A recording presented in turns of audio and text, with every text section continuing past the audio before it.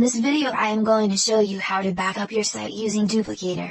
For this video I assume you know how to get into your cPanel. If you don't, you can contact your host provider. Mine is SiteGround and yours may be Bluehost or HostGator or any one of those others since there are hundreds of them. So once you get into the back end of your cPanel of your host provider, just scroll down to where it says File Manager and you're going to open that in a new tab if you want. Okay, so I'm in File Manager. The site I'm backing up is going to be called Dogs Need Care and these are all my files in the site. We're just going to take a look at the site.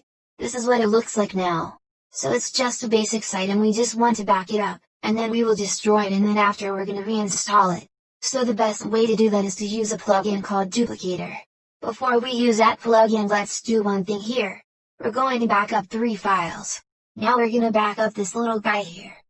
Here we can either open this up and just copy the files or to back it up. So for our sake let's just edit this file for simplicity. Now here you can see there's a few important files we need, and that is the name of the database, the database user, the database password, and the host name. The host name is usually localhost for most providers. So we need those pieces of information. So let's grab those and copy that. So we don't really need this whole file. Now we're just going to paste it.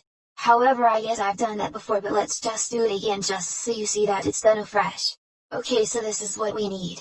But we want one more thing here. Let's go down at the bottom, but not right to the very bottom, but near the bottom there's this little guy called table prefix. Let's copy that one. It's just so we have a record of a few of the important things here, because one thing I found out is once we use the Duplicator plugin and back everything up, it leaves these blank. I think it takes them out for security reasons or something, but it just takes them out. This is why I either want you to back up this file we were just in called wp.config, or you could just do what I did. So backing it up I would just do a few steps. As a matter of fact we'll do that right now. We'll just save it, I guess. Just save it. So where's my download here? Bingo, here it is. Okay, so we're calling this Duplicator backups and I've already previously done some of this backup already, but I just want to show you. So we've made a folder called Dogs Need Care. You can create this folder anywhere. This is just for your backup on your hard drive and I'm gonna save this here.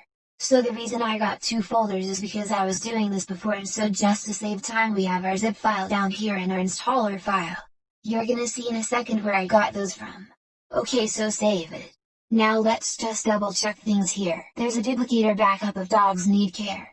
There it is, it's right here. That's our file that we just saved, so I can also open it up here and edit it with Notepad if I wanted to, and it'll have the same information that we were just looking at. We don't really need that at this time. Now we're gonna go back and install Duplicator. So what does our site look like? As I mentioned, this is our site. So we're going to get into the back end of WordPress. To do that, you just type in wp-admin, and hit enter. And then you got to enter your username and password, and I guess mine was already in there, so that's why it just jumped right away because I was already logged in. So you just need to enter your normal WordPress username and password to get into the back end. Now we got to look for installed plugins. Okay, let's make sure we have Duplicator in here. It looks like we already have Duplicator installed, but what if we didn't? So if you didn't have Duplicator, use go add new and then you just type the word Duplicator and hit enter, of course. Okay, there it is. This is it, but ours is already active, so you'd normally just go click this button which would say install now, and then you click active and then it would be activated. It would then show up here. It'll show up on the side. So once you have it, you click here on the Duplicator tab. Now we've got to back up the site. To do this, click on the Create New tab. Mine is already pre-populated but yours may not be, so you can just name this anything you want. This is the date that I'm using. It's June 19th, 2020, so that's fine. So then I'd hit next. I thought I hit next? Okay, it's just taking a bit of time. Now everything looks fine. Sometimes you might get a few warnings and sometimes they're just telling you maybe some files are too big or just warning that you have a lot of files. So our site is 121 megs. I want to point out with Duplicator I believe you can only back up to 500 megs. So if you end up with that problem, you're going to either have to buy the paid version of Duplicator, that's a yearly subscription, or you can take a look at the link below this video and you're gonna see some methods to do manual backups that won't cost you a penny, so you can back up really big sites. So that's the nice thing about doing it manually, but this might be easier and in some way quicker. Now I will build the backup file, it shouldn't take too long since it's pretty quick. Okay, done. So now I would just download these 2 files to my computer, but I've already done to save us some time as I showed you right here. These are the 2 files in the zip file and the installer file. This one I don't need it, so I will delete it.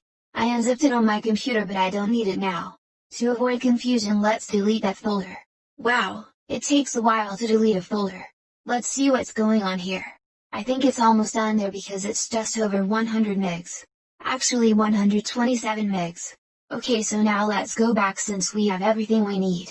Let's go back into the file manager of our host provider and make sure we're in the same URL called dogsneedcare.com. We want to wipe out everything to simulate a big catastrophe that would delete all our information.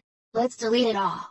So we're not just showing you how to back it up, but also how to recover, since most training doesn't show you how to recover, and you need to know how to do that, because it's pretty useless having a backup if you don't know how to use it. Okay, so now what we're going to do is we're gonna upload those 2 files that I said we need. Okay, choose the file. Now we are going to get this one here first. It is called the installer. Open it. Great, it's done, and now get the next one and click it. Okay, done. Now we have the 2 files, you can see them showing up already here. Now what we're going to do is, we're going to perform the reinstall process. So how do we do that? Well, we have this installer file that Duplicator produced, so all we got to do now is go back to the site. Okay, now the site is dead, so let's go back to the main site.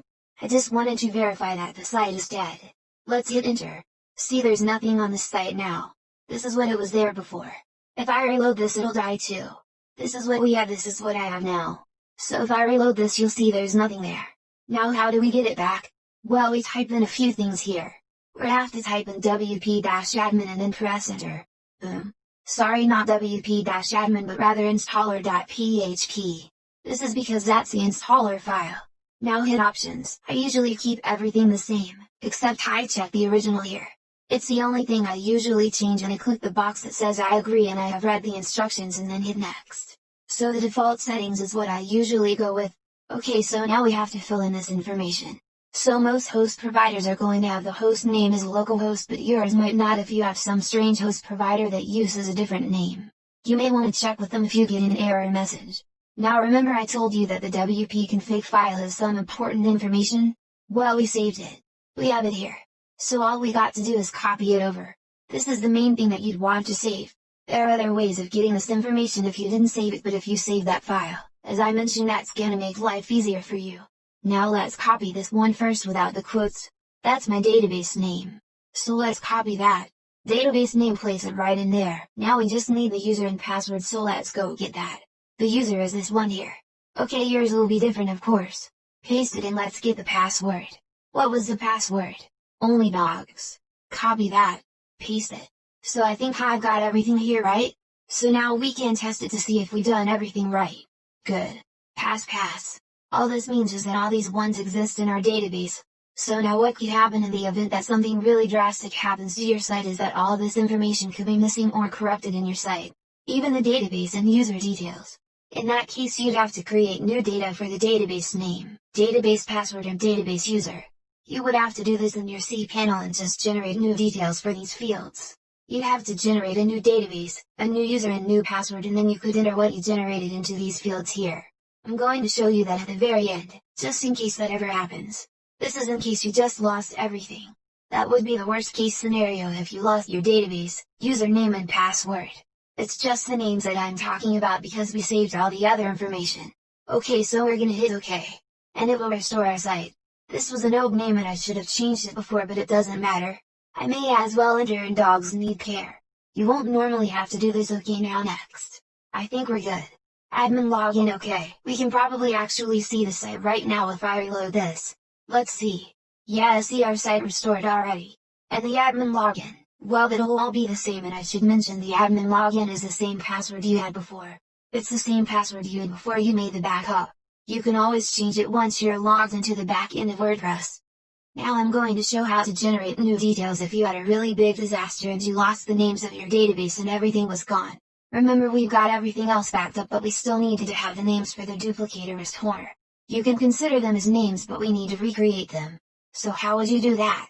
You'd come back into your cPanel, which I'm in, and then scroll down to what's called MySQL databases. Let's open that in a new window. You would go in here and simply create any database name you want. As a matter of fact, why don't I just do it? We'll just say new database. Okay, I've just created a new database. Okay, it's done, so let's go back, and then what we're going to do is go down here. I already have some users and you probably have some users too, but if you don't, you make a new user. So we'll just say new user, okay, and then we'll just say new password, and again we just have to enter the password again. Okay, good. Now we can create a user. And now there's one more step. So let's go down to the bottom. Yeah, okay, so now we've created a new user right here. However, we've got to assign this user to the new database we've created. So how do we do that? The users are up here and the databases are also here. So we just select a new user and then we're going to select the new database we made, if I can find it. There it is, new database. So now we have to hit the add button. So what this is gonna do is send me to another screen where I've got to grant all the privileges for the new user. Now we got to make the changes. Boom, done. You see, we've just created a database with a user, so I'll go back and it'll show up if I type in its name here. It might get my last page, so let's just type in the new because it had the word new in it. Sorry, that was the wrong field to use. I gotta go down here. Yeah, and now let's search for our database. There it is. This is our database and you can see the full name here. Davis50_new database, that's the name of a new database, and this is the new user. We already know the new password was called new password because we assigned that before. I showed you this in case you have a problem where you lose absolutely everything and you're starting from absolute scratch. You wouldn't use these new parameters in the fields that require them in Duplicator. Those fields are for database username, database password, database username, that's what you'd enter. Okay, so that's all there is to backing up and restoring a WordPress site. Everything else should take care of itself if you did it this way. In the next video I'll make a video showing how to back up with another plugin called Updraft. It's another very popular one as well. I'll give you the steps involved with that, but for now this should help you if you're backing up sites that are under 500 megs. If your site is over 500 megs, then make sure to take a look under this video because I have some videos that show you how to make manual backups that allow you to back up sites of any size. So that's all there is. I also have some very good resourceful information and some freebies listed below in the description since you took the time to watch this video. Don't miss out and don't forget to like and click the notification bell so you'll know when I have any new videos coming out with some other information on WordPress.